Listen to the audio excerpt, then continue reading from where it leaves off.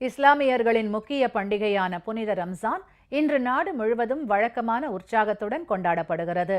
இந்த ஈகை திருநாளை இன்பமுடன் கொண்டாடும் இஸ்லாமிய பெருமக்கள் அனைவருக்கும் முதலமைச்சர் செல்வி ஜெயலலிதா தமது இனிய ரம்ஜான் திருநாள் நல்வாழ்த்துக்களை தெரிவித்துள்ளார். இது தொடர்பாக முதலமைச்சர் செல்வி ஜெயலலிதா வெளியிட்டுள்ள ரம்ஜான் திருநாள் வாழ்த்துச் செய்தியில், ஈகை திருநாளை இன்பமுடன் கொண்டாடும் தமது அன்புக்குரிய இஸ்லாமிய பெருமக்கள் அனைவருக்கும் தமது இனிய ரம்ஜான் திருநாள் நல்வாழ்த்துக்களை மகிழ்ச்சியுடன் தெரிவித்துக் கொள்வதாக குறிப்பிட்டுள்ளார்.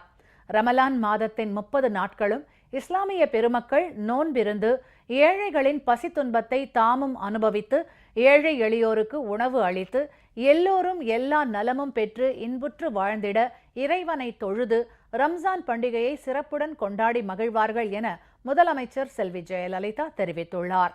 இஸ்லாமிய பெருமக்களின் நலனில் அக்கறை கொண்ட உங்கள் அன்பு சகோதரியின் அரசு புனித ரமலான் மாதத்தில் நோன்பு கஞ்சி தயாரிக்க தமிழகம் முழுவதும் உள்ள 3000க்கும் மேற்பட்ட பள்ளிவாசல்களுக்கு 4500 மெட்ரிக் டன் அரிசி வழங்கி வருவதையும், பள்ளிவாசல்கள், தர்காக்கள் போன்ற வக்ஃப் நிறுவனங்களின் பழுதுபார்ப்பு மற்றும் சீரமைப்பு பணிகளுக்காக புதிதாக வக்ஃப் நிறுவன மேம்பாட்டு நிதி உருவாக்கப்பட்டு 3 கோடி ரூபாய் நிதி வழங்கப்பட்டுள்ளதையும், உலமாக்களின் மாதாந்திர ஓய்வூதியத்தினை 1000 ரூபாயாக உயர்த்தியும், தமிழ்நாடு வக்ஃப் வாரியத்திற்கு வழங்கப்படும் ஆண்டு நிர்வாக மானியத்தை 1 கோடி ரூபாயாக உயர்த்தி வழங்கியுள்ளதையும் இஸ்லாமிய பெருமக்கள் அனைவரும் நன்கு அறிவர் என முதலமைச்சர் செல்வி ஜெயலலிதா குறிப்பிட்டுள்ளார்.